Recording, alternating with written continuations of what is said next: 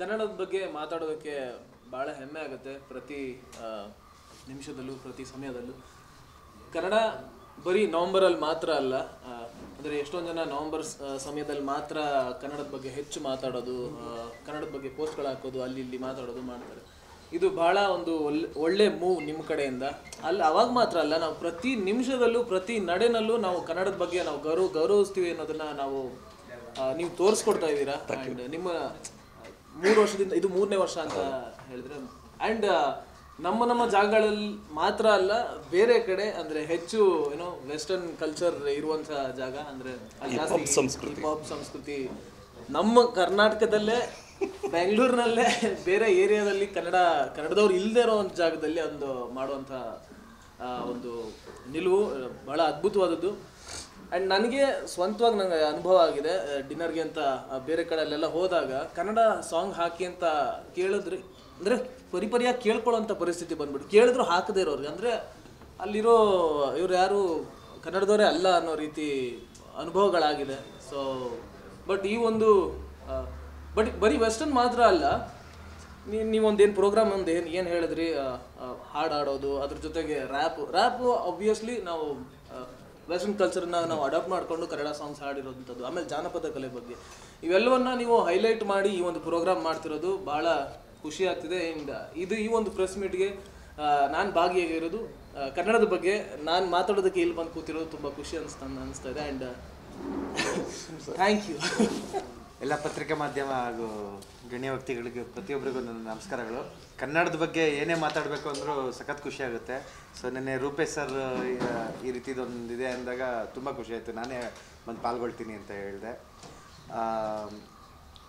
ನೋಡಿ, ಕನ್ನಡ ಅನ್ನೋದು ಸರ್ ಒಳ್ಳೆ ಮಾತು ಹೇಳಿದ್ರು, ನಿತ್ಯೋತ್ಸವ ಆಗಬೇಕು ಅಂತ. ಯಾಕಂದರೆ ನಾವು ನಿತ್ಯ ಇದ್ದಾಗ ಅಮ್ಮ ಅನ್ನೋದು ಕಲಿಯೋದು ನಾವು ಕನ್ನಡದಲ್ಲೇ. ಸೊ ಫಸ್ಟ್ ಕನ್ನಡ ಕಲಿತು ಆಮೇಲೆ ಅಮ್ಮ ಅಂತ ಕಲಿತೀವಿ.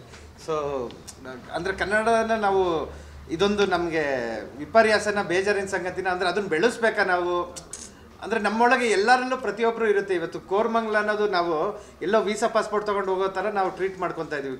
ಕೋರಮಂಗಲ ಅಂದರೆ ಕನ್ನಡ ಅದು. ಸೊ ಕೋರಮಂಗಲ ಅಂದರೆ ಪಬ್ ಕಲ್ಚರ್ ಆಗಿಬಿಟ್ಟಿದೆ ಇವತ್ತು. ಸೊ ಆ ಪಬ್ ಕಲ್ಚರ್ ಒಳಗಡೆ ಮಿಕ್ಸ್ ಮಾಡಿ ಕನ್ನಡ ತರ್ತಾ ಇರೋದು ತುಂಬ ಖುಷಿ ವಿಷಯ. ನೆಕ್ಸ್ಟ್ ವರ್ಷ ಇಲ್ಲಿ ಮಾತಾಡಬೇಕಾದ್ರೆ ಕೋರಮಂಗಲ ಅಂದರೆ ಕನ್ನಡದ್ದು ಒಂದು ಏರಿಯಾ ಅನ್ನೋ ಥರದ್ದು ಟ್ರೀಟ್ ಮಾಡಬೇಕು.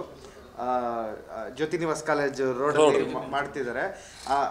ಅಂದರೆ ಬ್ಲೆಂಡಿಂಗು ತುಂಬ ಚೆನ್ನಾಗಿದೆ. DJ ಕನ್ನಡ ಕುಣಿತ ಅಂತ ಇರ್ಬೋದು, ಬಟ್ ಅಲ್ಲಿ ಜನಪದ ನೃತ್ಯ ಇದೆ, ಕರಡಿ ಕುಣಿತ ಇದೆ. ಅಲ್ಲಿಂದ ಬರೋ ಆಡಿಯನ್ಸ್ ಮೋಸ್ಟ್ಲಿ ಆ ಜ್ಯೋತಿ ನಿವಾಸ್ ಕಾಲೇಜಲ್ಲಿ ಓಡಾಡೋರು ಕರಡಿ ಕುಣಿತ ನೋಡಿರಲ್ಲ, ಚಾಮರಾಜನಗರದ್ದು. ಸೊ ಡೊಳ್ಳು ಕುಣಿತಕ್ಕೆ ಅವ್ರು ಸ್ಟೆಪ್ ಹಾಕಿರಲ್ಲ, ಅವರು ಜಸ್ಟ್ ಒಂದು DJ ಸ್ಟೆಪ್ ಹಾಕಿರ್ತಾರೆ. ಬಟ್ ಅವ್ರನ್ನ ಎಲ್ಲ ಕನ್ವರ್ಟ್ ಮಾಡ್ತೀವಿ. ನೆಕ್ಸ್ಟ್ ಅವರು ಎಲ್ಲೇ ರೋಡಲ್ಲಿ ಹೋಗ್ತಿದ್ರು ಎಲ್ಲೋ ಡೊಳ್ಳು ಇದೆ ಅಂದರೆ ಅಲ್ಲಿಗೆ ಬಂದು ಕುಣಿತ ಆಗ್ಬೇಕು. ಯಾಕಂದರೆ ಅವೆಲ್ಲ ಎಂಜಾಯ್ ಮಾಡೋಕೆ ಅವ್ರು ಎಂಜಾಯ್ ಮಾಡಿರಲ್ಲ.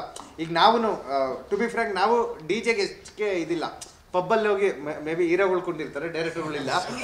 ಪಬ್ಬಲ್ಲಿ ಹೋಗಿ ನಾವು ಸ್ಟೆಪ್ ಹಾಕಿರಲ್ಲ. ಸೊ ನಮಗೆ ತುಂಬ ಕನೆಕ್ಟ್ ಆಗಲ್ಲ. ಅದೇ ನಾವು ಗಣೇಶನ್ ಬಿಡಬೇಕಾದ್ರೆ ಅಥವಾ ಡೊಳ್ಳು ಇವೆಲ್ಲ ಸ್ಟೆಪ್ ಹಾಕಿ ಮಾಡಿದ್ದೀವಿ. ನೀವು ಎರಡೇ ಮಾಡಿದ್ದೀರ, ನೀವು ಚಾಮರಾಜನಗರದಾಗ 2 ಮಾಡಿದ್ದೀರ. ಇವೆಲ್ಲ ಹೊಡೆದಿರೋದ್ರಿಂದ ನಮಗೆ DJ ಅಷ್ಟು ಕನೆಕ್ಟ್ ಆಗಲ್ಲ. ಬಟ್ ಅಫ್ಕೋರ್ಸ್ ಅದಕ್ಕೂ ಆಗ್ತೀವಿ. ಅದೇ ರೀತಿ DJ ಅವರು ಬಂದು ಇಲ್ಲಿ ಕುಣಿಬೇಕು ಅಂದರೆ ನಮ್ಮ ಸಂಸ್ಕೃತಿ. ಬರೀ ಫಿಲಮ್ ಸಾಂಗ್ಸ್ಗಳೇ ಆಗ್ತಾರೆ. ಇವತ್ತು ಸ್ವಲ್ಪ ಕನ್ವರ್ಟ್ ಆಗಿದ್ದಾರೆ. ನಾನೊಂದು ಮೊನ್ನೆ ಒಂದು ಊಟಕ್ಕೆ ಹೋದಾಗ ಒಂದು ಹಿಂದಿ ಸಾಂಗ್ ಹಾಕೋರು, ಇಂಗ್ಲೀಷ್ ಸಾಂಗ್ ಹಾಕೋರು ಎಂಜಾಯ್ ಮಾಡ್ತಿದ್ರು. ಅದೇ ಟಗರೋ ಸಾಂಗ್ ಬಂತು ಅಂತ ಎಲ್ಲ ಏನು ನಂಗೆ ಎಷ್ಟು ಖುಷಿ ಆಯಿತು ಅಂದರೆ ಜುಮ್ ಅಂದ್ಬಿಡ್ತು. ಸೊ ಎಲ್ಲರೂ ಕನ್ವರ್ಟ್ ಆಗ್ತಿದ್ದಾರೆ. ಸೊ ಅದೇ ರೀತಿ ಅವರು ಜನಪದ ಸಾಂಗ್ಗಳು ಹೆಚ್ಚಿಗೆ ಕೇಳಿರಲ್ಲ, ಅಂದರೆ ನಾವು ರೀಚ್ ಆಗಿರಲ್ಲ. ಬಟ್ ಈ ರೀತಿ ಕಾರ್ಯಕ್ರಮಕ್ಕೆ ಬಂದಾಗ ಅಫ್ಕೋರ್ಸ್ ರೀಚ್ ಆಗ್ತೀವಿ. ತುಂಬ ಖುಷಿ ಸರ್. 3ನೇ ವರ್ಷ.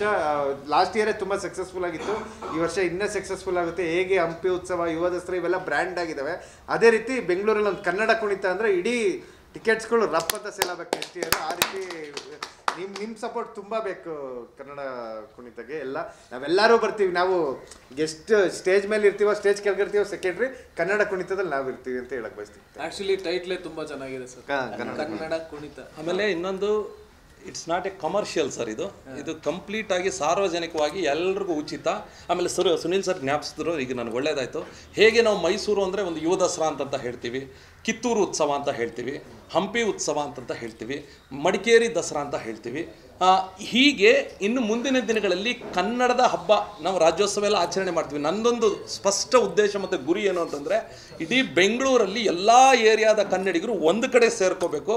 ಎಲ್ಲ ಧರ್ಮ ಜಾತಿ ಎಲ್ಲ ಬಿಟ್ಟು ನಾವೆಲ್ಲ ಕನ್ನಡಿಗರು ಅನ್ನೋ ಒಂದು ಗೂಡಿನ ಕೆಳಗೆ ಬಂದು ನಿಂತ್ಕೊಂಡು ಕನ್ನಡ ಕುಣಿತ ಅನ್ನೋದು ಬೆಂಗಳೂರು ಅಂತಂದಾಗ ರಾಜ್ಯದ ಎಲ್ಲ ಕಡೆ ಜನರು ಕನ್ನಡ ಕುಣಿತ ಕಾರ್ಯಕ್ರಮ ಯಾವತ್ತು, ಕನ್ನಡದ ಹಬ್ಬ ಯಾವತ್ತು, ಅವತ್ತನ್ನು ಒಂದು ಬ್ರ್ಯಾಂಡ್ ಮಾಡಬೇಕು ಅನ್ನೋದು ಬೇರೆ ಬೇರೆ ಏನು ಜಿಲ್ಲೆಗಳಲ್ಲಿ ಏನಿದೆ ಆ ರೀತಿಯ ಒಂದು ಬ್ರ್ಯಾಂಡ್ ಮಾಡಬೇಕು ಅನ್ನೋದು ನಮ್ಮ ಉದ್ದೇಶ. ಅಂದರೆ ಆ ಭಾಗದಲ್ಲಿ ಈ ಕಾರ್ಯಕ್ರಮ ಆದಮೇಲೆ ಏನಾಗುತ್ತೆ ಅಂತಂದರೆ ಅಲ್ಲಿರ್ತಕ್ಕಂಥ ಈ ಪಬ್ ಅವರು ಯಾರು ನೋಡಿದಾಗ ಅಯ್ಯೋ ಕನ್ನಡಕ್ಕೆ ಇಷ್ಟೊಂದು ಜನರು ರೆಸ್ಪಾನ್ಸ್ ಚೆನ್ನಾಗಿದೆಯಲ್ಲ ಅನ್ನೋ ಉದ್ದೇಶ ಇಟ್ಕೊಂಡು ಏನು ಮಾಡ್ತಾರೆ, ನೆಕ್ಸ್ಟ್ ಟೈಮ್ ಕನ್ನಡ ಹಾಡು ಕೇಳೋದೇ ಬೇಕಾಗಿಲ್ಲ, ಅವರೇ ಹಾಕೋತಾರೆ. ಜೊತೆಗೆ ಬಂದು ಅಲ್ಲಿ ಹೋದಂಥ ನಮ್ಮ ಕನ್ನಡಿಗರಿಗೂ ಒಂದಷ್ಟು ಅವರು ಕನ್ನಡ ಎಸ್ಸತಿ ಅಂತ ಕೇಳ್ತಾರೆ. ತುಂಬ ನೀವು ಸೋಷಿಯಲ್ ಮೀಡಿಯಾದಲ್ಲಿ ನೋಡಿರ್ತೀರ, ಸರ್ ಕನ್ನಡ ಹಾಡುಗಳು ಆಗ್ತಾ ಇಲ್ಲ ಸರ್, ಒಂಚೂರು ಬಂದು ಹೇಳಿ ಅಂತ ಹೇಳಿ. ಸ್ವಲ್ಪ ಅಲ್ಲಿ ಏನಾಗ್ತಾ ಇದೆ ಅಂದರೆ ಸ್ವಲ್ಪ ಆ ರೀತಿ ಕಲ್ಚರ್ ಇರೋಂಥ ಜಾಗದಲ್ಲಿ ನಮ್ಮ ಹುಲಿ ನೃತ್ಯ ಈ ಥರ ಒಂದು ನಮ್ಮ ಕನ್ನಡದ ಸಂಸ್ಕೃತಿಯನ್ನು ಜೊತೆ ಕನ್ನಡವನ್ನು ಈ ರೀತಿ ನಾವು ಬೇರೆ ರೀತಿ ಆಚರಣೆ ಮಾಡ್ತಾ ಇದ್ದೀವಿ. ಹಾಗಾಗಿ ಯಾರೆಲ್ಲ ಇಲ್ಲಿ ಬಂದಿದ್ದೀರ ಮಾಧ್ಯಮ ಮಿತ್ರರು, ನಿಮ್ಮೆಲ್ಲರ ಅವಕಾಶ ಬೆಂಬಲ ನಮಗೆ ಬೇಕು. ಒಟ್ಟಾರೆಯಾಗಿ ಈ ಹಬ್ಬ ಏನಿದೆ ಇದು ಕನ್ನಡಿಗರ ಹಬ್ಬ, ಕನ್ನಡಿಗರ ಹಬ್ಬ ಅಂತ ಹೇಳೋದಕ್ಕೆ ಇಷ್ಟಪಡ್ತೀನಿ.